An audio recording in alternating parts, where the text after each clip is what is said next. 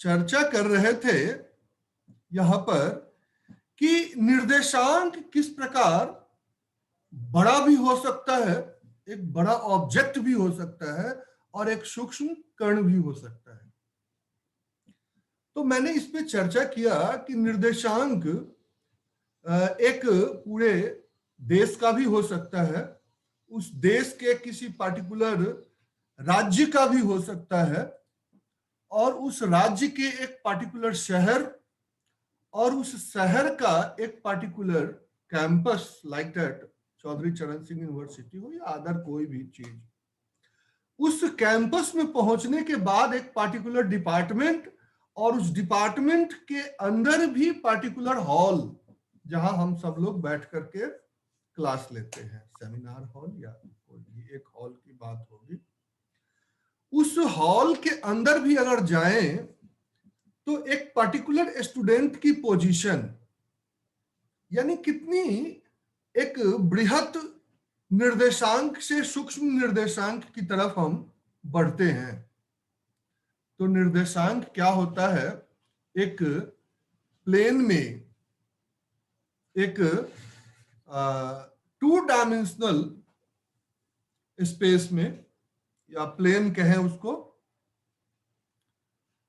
तो जहां x axis और वाई एक्सिस का कुछ डिस्टेंस ट्रेवल होता है किसी पॉइंट का, और वो पॉइंट निर्देशांक कहा जाता है। तो इस प्रकार निर्देशांक की हमने चर्चा की थी। उसके बाद हम लोगों ने निर्देशांक के बाद जो बातें हुई वो त्रिभुजांक की चर्चा हुई। किसी वृत्तीय पद्धति में जब हम उसके जीवा यानी कॉर्ड और त्रिज्या के संबंध को रखते हैं तो एक त्रिभुज का निर्माण होता है, लेकिन ये सब वृत्तीय पद्धति के अंतर्गत ही आता है। तो आप देखेंगे कि ट्रिगोनोमेट्री में जो त्रिकोणमितीय फलन है उसको वृत्तीय फलन की भी हमने चर्चा की थी कि त्रिकोणमितीय फलन न कह करके अगर उसको हम वृत्तीय फलन कहें तो वो भी। तो यहां हम त्रिभुजांक, त्रिभुज के अन्य सभी भुजाओं का जो है, अगर वो त्रिभुज समकोण है, राइट एंगल्ड है, तो उसके कर्ण होंगे, भुज, कोटि और कर्ण होंगे। बाकी तीनों भुजाएं जो है उस पर हमने चर्चा की थी। यहां पर हमने सिर्फ राइट एंगल ट्रायंगल को ही लेकर के आपको दिखाया था। अब उसके बाद हमने चर्चा की थी कि presentation of equation of line segment, एक रेखा, सरल रेखा के समीकरण को कैसे हम प्रेजेंट कर सकते हैं, इसकी भी चर्चा हम लोगों ने की। अभी तक सबकी प्रेजेंटेशन ही पढ़ी है, कैसे प्रेजेंटेशन करना है।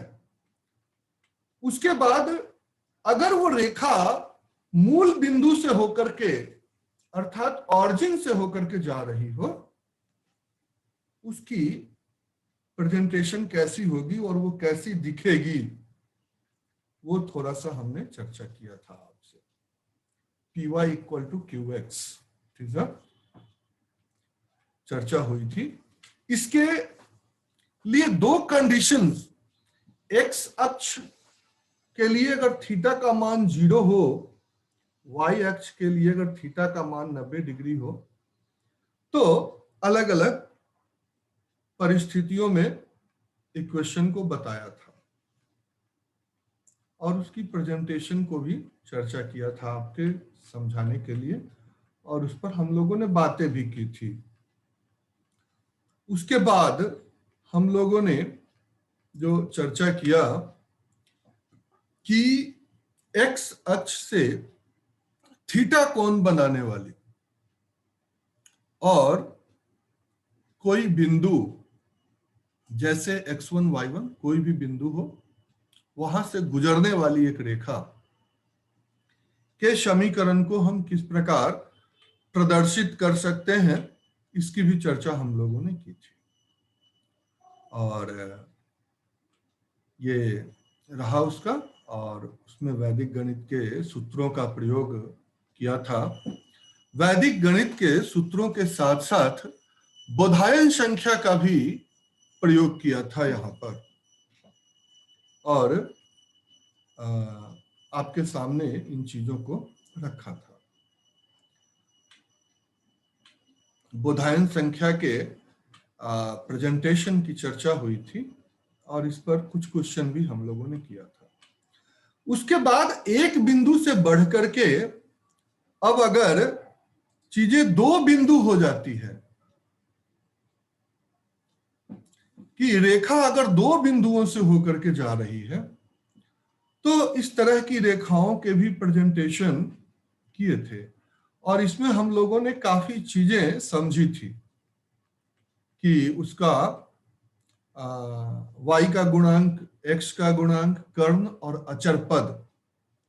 अचर पद यही जो है चार पूरी की पूरी चीजें हैं जिसको हम लोग समझने का प्रयास करेंगे। यहाँ हमने चीजों को देखा था कि जब रेखा बनती है तो रेखा को किस प्रकार हम जो है रेडियस कैसे निकालते हैं, उसका अचर पद यानी लैम्बडा कैसे निकालते हैं, ये सब चीजें आपको निकालना मैंने सिखाया था। इस तरह से हमारी चर्चा आगे बढ़ी थी, और फिर इस पर हमने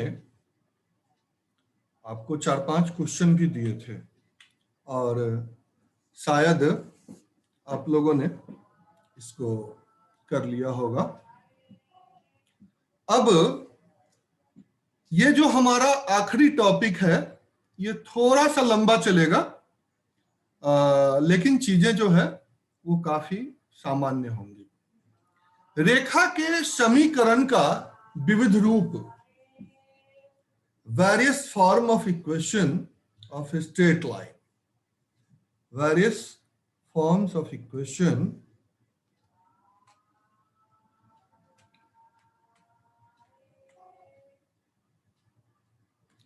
various forms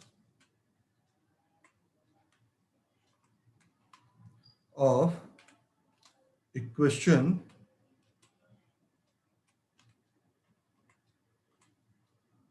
various form of equation of a straight line.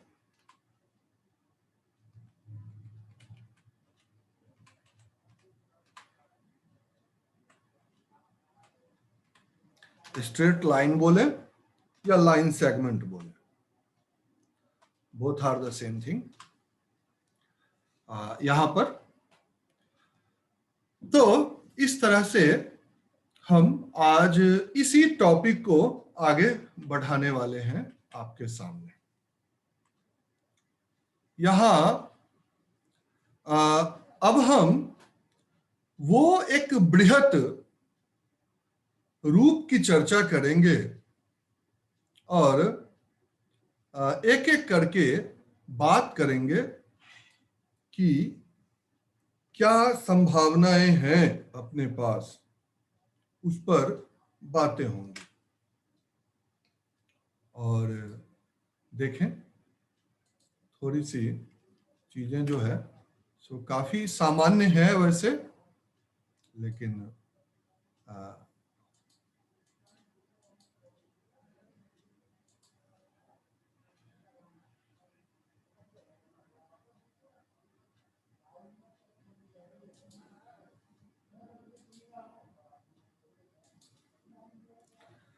सबसे पहले तो आपके सामने है कि किन किन चीजों की हम बात करेंगे। किसी सरल रेखा का अगर व्यापक समीकरण P Y equal to Q X plus lambda होता है, तो इसको अगर हम एक प्रेजेंट करें तालिका में, तो किस प्रकार हम प्रेजेंट कर सकते हैं इसको देखें। सबसे पहला रेखा PQ होगा, उसके बाद y का गुणांक इसमें p हो गया, x का गुणांक q हो गया, और उसके बाद कर्ण आता है। क्योंकि जब ये गुणांक आपस में क्रिया कर रहे होंगे किसी भी बिंदु के लिए या रेखा के लिए, तो वो रेखा जो है एक त्रिभुज का निर्माण करेगा और समकोण त्रिभुज का निर्माण करेगा। तो ऐसे में उसका कर्ण स्वाभाविक है। तो जब कर्ण स्वाभाविक है तो कर्ण को हम ले लिए, जो p² प्लस q² होता है। अब लैम्ब्डा यहां है जो कि एक अचर पद है, कांस्टेंट टर्म है, तो इसको भी हम यहां पर रखेंगे।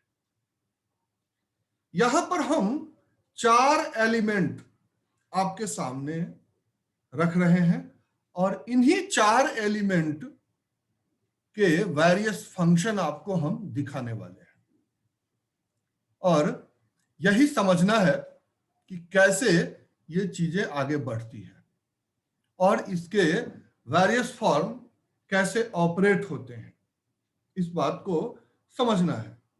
सबसे पहले हम प्रयास करेंगे कि एक ही सारणी में, टेबल में आपको हम सारे फॉर्म दिखाएं, और उसके बाद हम इसको स्टेप बाय स्टेप इसकी विश्लेषण करेंगे और हर स्टेप का जो है डिस्क्रिप्टिव फॉर्म आपके सामने रखेंगे और पूरी तरह से एक एक स्टेप को आपको डिस्क्राइब करेंगे और उसके एग्जाम्पल्स भी आपके सामने रखेंगे और प्रश्नों को बाद में रखेंगे, एकदम लास्ट मोमेंट में, ताकि इसमें कंफ्यूजन थोड़ा सा ना हो।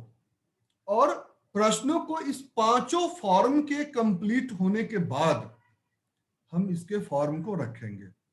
और यही जो रेखा के समीकरण का जो ये विविध रूप है, फॉर्म है, फर्स्ट सेमेस्टर का आखिरी टॉपिक यही है। कोऑर्डिनेट ज्योमेट्री हमें यहीं तक पढ़नी है, इससे आगे नहीं पढ़नी है, इससे आगे सेकंड सेमेस्टर में पढ़नी है, जहां पर हम और भी कई चीजें पढ़ेंगे और रोटेशन ऑफ एक्सिस पढ़ेंगे, उसके बाद distance of the two line पढ़ेंगे, बहुत सारी चीजें पढ़ेंगे उसके आगे, लेकिन वो सेकंड सेमेस्टर की टॉपिक है। फर्स्ट सेमेस्टर में यहीं तक जो है टॉपिक है जिसे आज हम पढ़ने वाले हैं।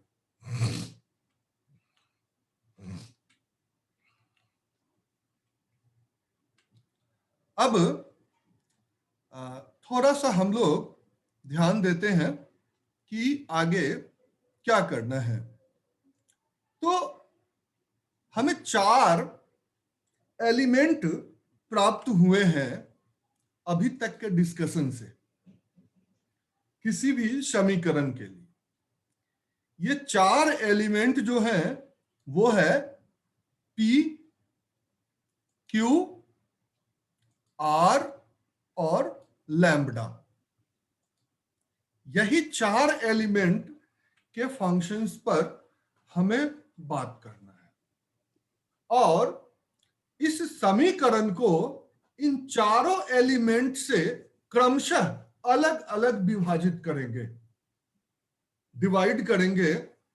पहले P से डिवाइड करेंगे, फिर Q से डिवाइड करेंगे, फिर R से डिवाइड करेंगे और आखिरी में लैम्ब्डा से डिवाइड करेंगे।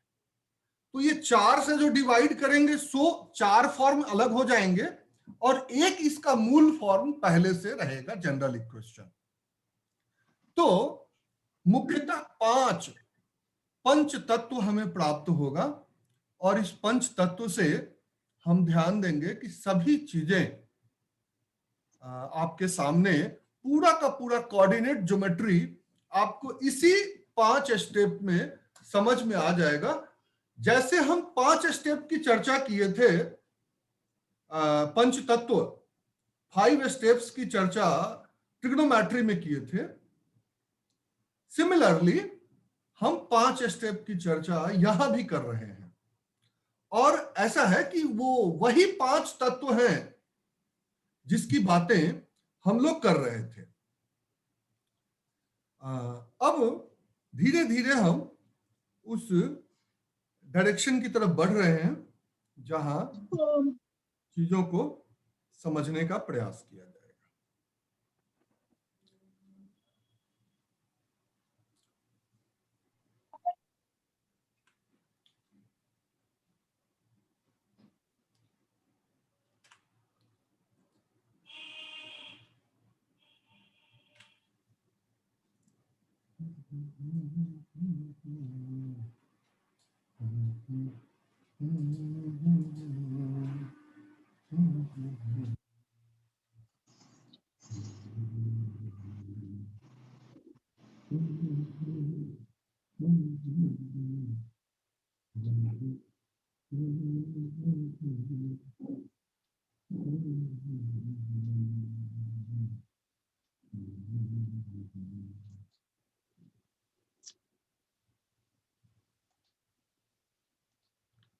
अब सबसे पहला आपका टर्म यहां पर यह हो सकता है कि एक रेखा PQ है।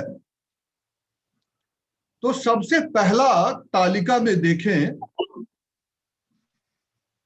यहां पर हमने इस रेखा के चारों जो एलिमेंट्स थे ये सजा दिए हैं।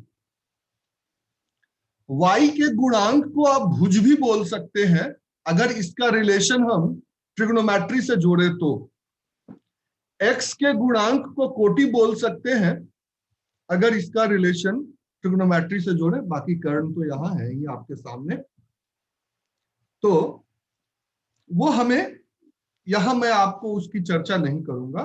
यहां सिर्फ कोऑर्डिनेट ज्योमेट्री की ही चर्चा करेंगे और उसकी बातें ही आपके सामने शेयर करेंगे। तो ये 4 एलिमेंट पहले स्वरूप में लिख दिया गया। जिस 5 स्वरूप की हम चर्चा कर रहे हैं तो वो आपके सामने है। अब आप ध्यान दें कि जब इन सभी चारों पदों को, जब इन चारों पदों को हम पहला एलिमेंट P से डिवाइड करते हैं, यानी यहां डिस्क्रिप्शन में लिखा गया है सभी पदों को P से भाग करने पर, तो आप देखें P को P से भाग करेंगे तो 1 आ जाएगा। Q को P से भाग करेंगे, R को P से भाग करेंगे और लैम्बडा को P से भाग करेंगे, तो आपके पास ये चीजें आ जाती है आपके सामने। ये जो है दूसरा स्वरूप है हमारे समीकरण का। अब क्या स्वरूप है ये आगे आपको हम समझाएंगे। हर स्वरूप की चर्चा होगी और विस्तृत रूप से होगी, इसके लिए आप चिंता ना करें। अभी तो हमने शुरू किया है ये टॉपिक को, ठीक है। अब जो तीसरा हमारा स्वरूप है, इस स्वरूप में हमने क्या किया कि हर पद को Q से डिवाइड कर दिया। उसका दूसरा एलिमेंट जो Q था उससे हम डिवाइड कर दिए, तो y का गुणांक आपके पास P/Q आ गया, x का गुणांक 1 हो गया 1, और रेडियस R/Q, और अचर पद उसका λ/Q हो जाएगा। तो इस तरह से हम चीजों को थोड़ा सा आगे बढ़ा लिए हैं। तो ये आपका तीसरा स्वरूप आपके सामने है, और इस केस में Q जो है वो 0 के इक्वल नहीं हो सकता। कंडीशंस ऊपर भी P जो है वो 0 के बराबर नहीं था। अब हम इसके तीसरे एलिमेंट R से हर पद को डिवाइड करते हैं। तो R से अगर हर पद को डिवाइड किया तो Y का गुणांक आपको P बाई R आ गया, X का गुणांक Q बाई R हो गया, रेडियस 1 हो गया, और इसका जो अचर पद है वो लैम्ब्डा अपॉन R हो जाता है।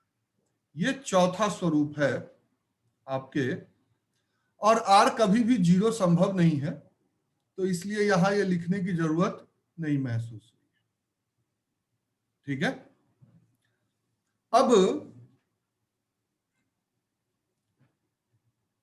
आगे चलते हैं। जो पांचवा स्वरूप है, इस पांचवें स्वरूप को अगर हम हर एलिमेंट को लैम्ब्डा से डिवाइड करते हैं, तो लैम्ब्डा से डिवाइड अगर आप करते हैं तो आपके पास y का गुणांक p अपॉन लैम्ब्डा, x का गुणांक q अपॉन लैम्ब्डा, और रेडियस r अपॉन लैम्ब्डा, और अचर पद यहां 1 हो जाता है। यानी एकांक अचर पद के लिए ये परिस्थितियां उत्पन्न होती है जब किसी भी समीकरण का अचर पद एकांक होता है, 1 होता है, तो हम इस तरह से इन चीजों को रख सकते हैं। तो पूरे अगर हम इस टॉपिक की बात करें तो ये पांचों के पांचों जो है, एक ही स्लाइड में आप देखें, पांचों के पांचों आ गए आपके सामने। पहला पद P, Q, R और लैम्ब्डा, उसके बाद पहले पद में P से डिवाइड किया पहला एलिमेंट, तो क्या स्थिति आई? दूसरे पद में हर एलिमेंट को Q से डिवाइड किया दूसरे एलिमेंट से, तीसरे पद में R से डिवाइड किया, और चौथे पद में लैम्ब्डा से डिवाइड किया। तो इस तरह से हमें रेखा के ये 5 स्वरूप प्राप्त हुए। इसको अब आप ध्यान से देखें तो क्या क्या आपको दिखेगा। पूरी ट्रिग्नोमेट्री आपको यहीं पर दिख जाएगी। साइन, कॉस, टैन, कॉसेक, सेक, कॉट, सारे के सारे जो है स्वरूप आपको दिख जाएंगे।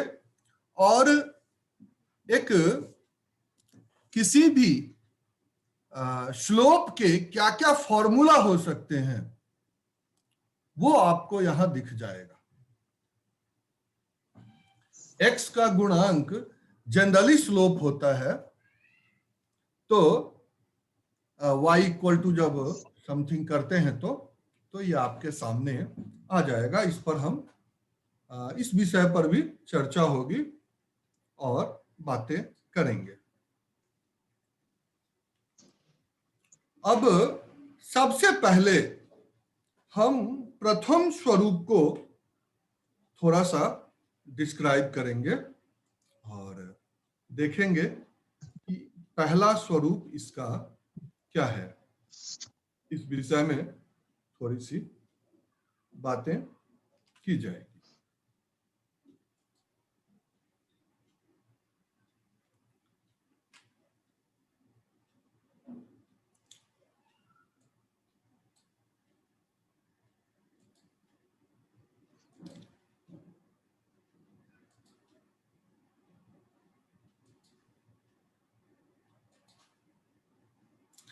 पहले स्वरूप की बातें आपके सामने अब हम करेंगे कि पहला स्वरूप आखिर में है क्या। पहला स्वरूप जहां तक हम लोगों ने देखा है कि हमें पता ही है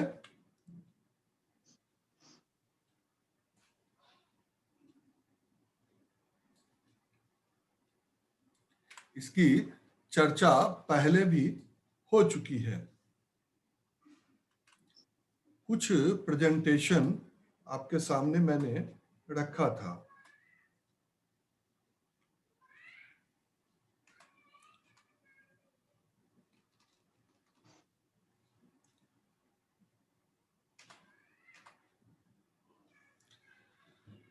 यहां आप देखें,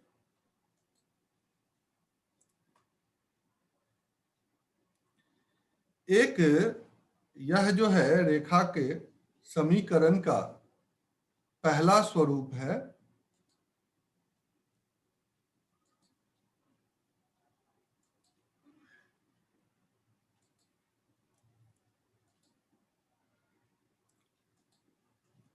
ये रेखा के, और इसको P Y equal to Q X plus lambda के रूप में लिख सकते हैं। दो रेखा बिंदु x1 y1 और x2 y2 अगर हो तो p जो है वो x2 माइनस x1 और q जो है y2 माइनस y1 और लैम्बडा जो है वो x2 y1 और x1 y2, ये हो जाएगा। ये थोड़ा उल्टा हो गया है, y2 x1 होना चाहिए था। खैर कोई नहीं, इसको हम आगे सुधार देंगे, ठीक है, इस पर चर्चा होगी। और यही जो है आपके इक्वेशन का प्रथम स्वरूप माना जाएगा। तो अब इस इक्वेशन को आप लिख कैसे सकते हैं, यह आपके सामने है। ऐसे भी लिख सकते हैं और इसी में आप ऐसा कर सकते हैं कि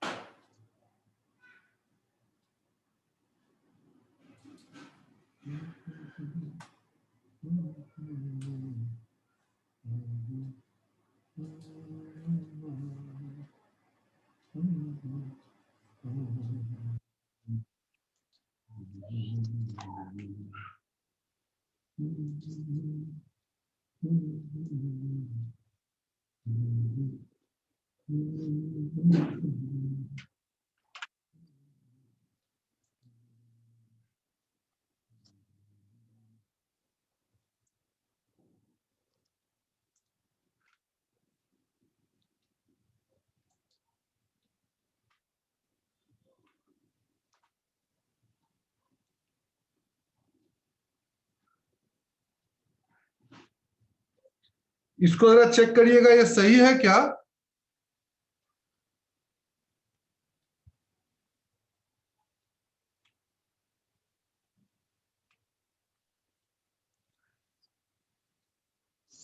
y का गुणांक